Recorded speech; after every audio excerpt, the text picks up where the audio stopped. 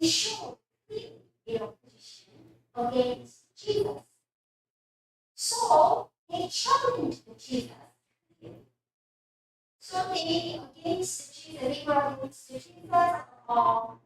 In the case of Jesus is the healing, and Jesus is the miracles, and Jesus is casting out demons, all different kinds of Jesus' ministry, they challenged.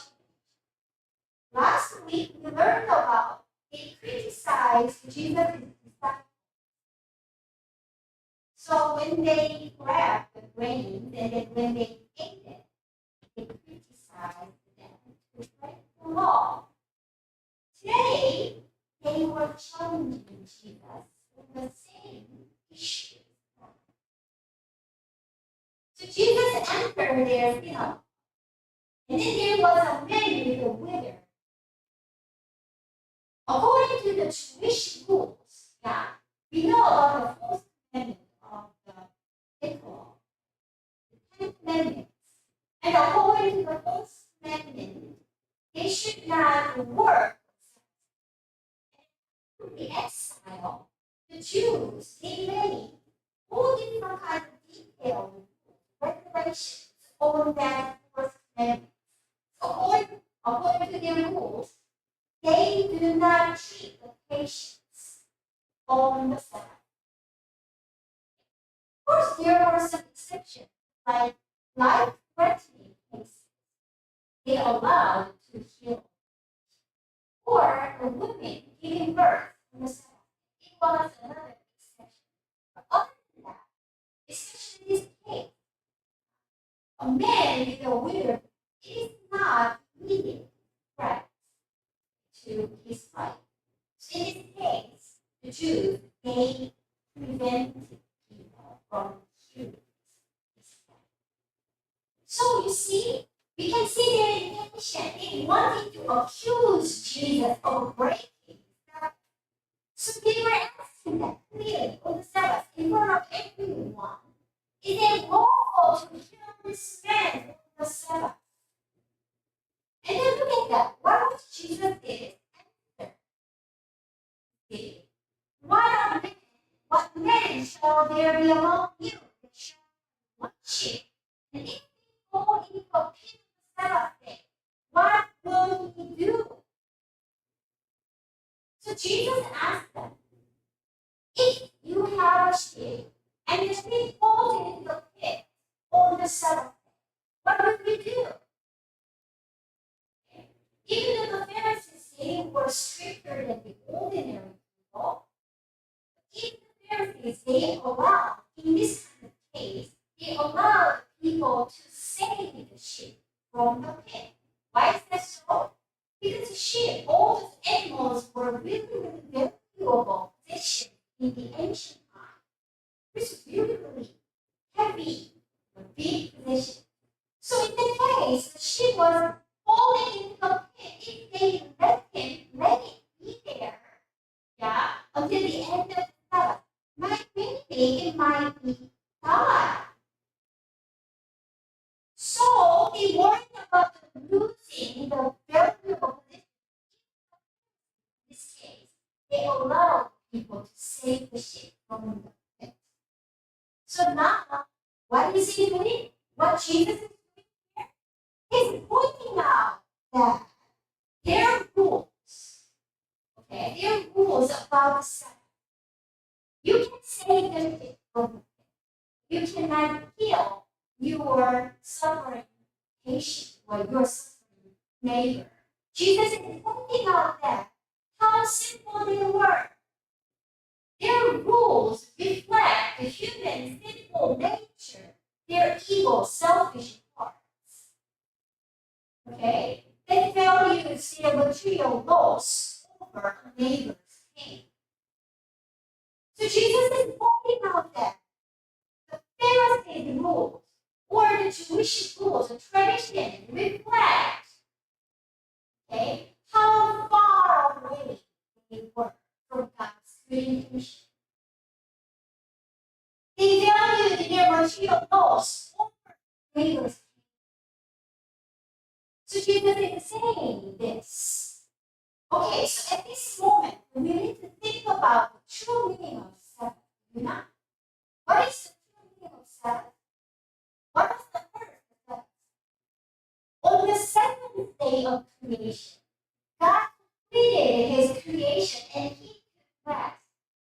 And then he reigned from his temple, his creation, right? So the first Sabbath shows God brought light. God brought order. God brought light to the chaos, to the darkness, to the night. So he completed the creation and he took rest. That was the first Sabbath. So when God gave the order, commandment on the Sabbath, about the Sabbath, God wanted the people to remember the first Sabbath. What is the meaning of the first Sabbath? God is the creator.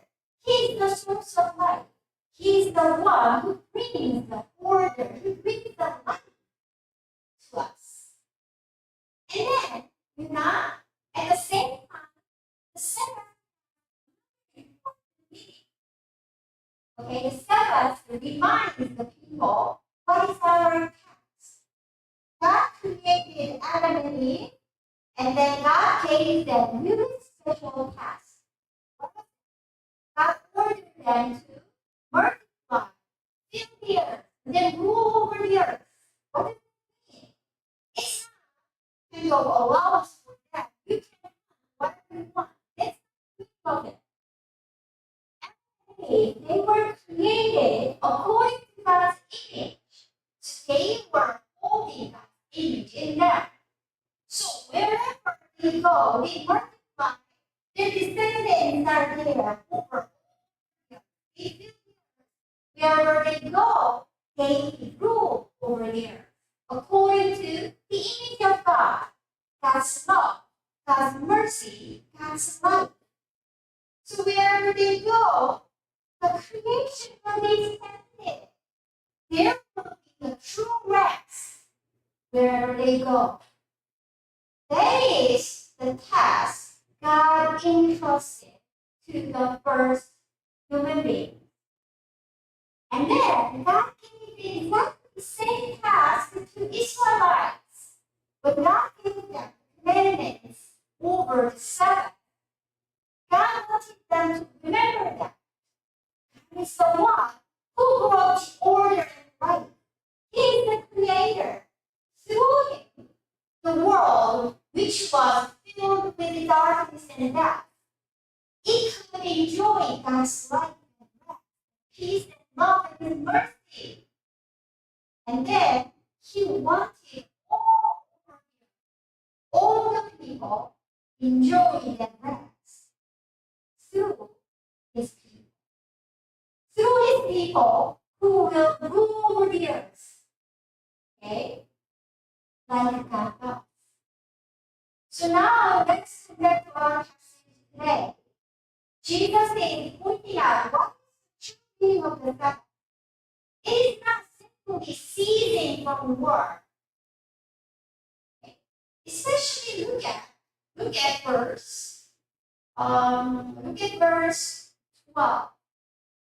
Okay? In verse 12, Jesus is saying, well, on the Sabbath day. This expression is really interesting in light of creation. Okay? To do, that word to do actually has the meaning of creation. Okay? And then, well, good. This word also alludes to creation as well. After God completed his creation, it said everything looked good. So goodness here is not just a moral goodness. Here, goodness means everything is in order. God put the order, so everything is set in order.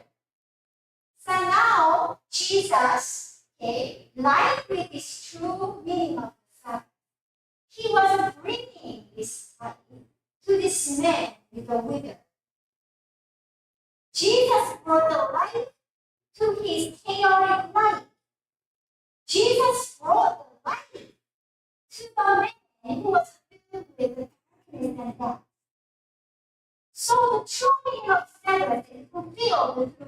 Jesus. And then Jesus is expecting his disciples to do the same thing in this world. Okay? And the last thing for today, let's look at the response of what was their response? What was their reaction to Jesus did? Miracle here, Jesus did creation here. Their response was not delight or joy. Even though they saw that Jesus was revealing the true meaning of the Sabbath, and they saw that this man, filled with pain and suffering, he was restored. But they did not enjoy it. They did not have that joy. Instead, what they did, they went away and then they plotted to kill Jesus. Why? Yeah. Why did they not enjoy this restoration of their neighbor? Why did they not enjoy this true meaning of Sabbath revealed through Jesus? Why? Verse 9 gives us really important hint here. Verse 9 said, Jesus went into their synagogue. Yeah, their synagogue.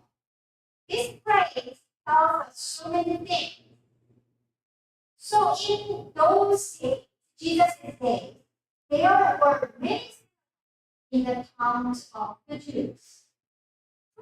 They had one temple, wherever and this family household were gathered. The Jews made established their synagogue. So all over the Jewish house, there were many synagogues. And then in the synagogue, the law, Mosaic law, was taught. It was studied, discussed. So in the synagogue, the Pharisees, they had great influence over the people. But now, their influence, their authority, they are collapsing because of Jesus. Their security is threatened. That's why those Pharisees, they were angry in front of this restoration. And then they went away, plotted to kill Jesus. Let us wrap up our today's message.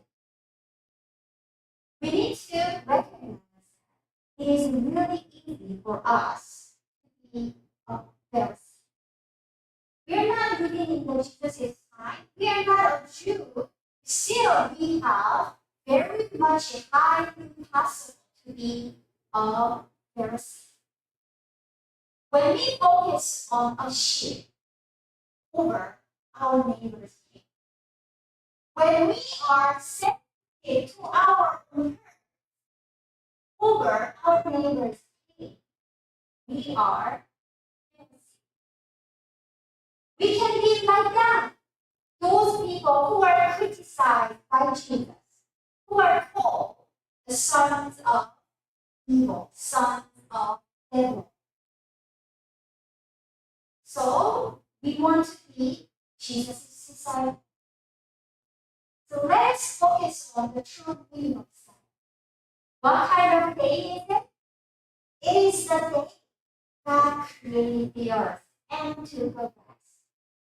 All the earth, okay, were filled with God's peace, His life, His love, and His justice. That's the Sabbath day.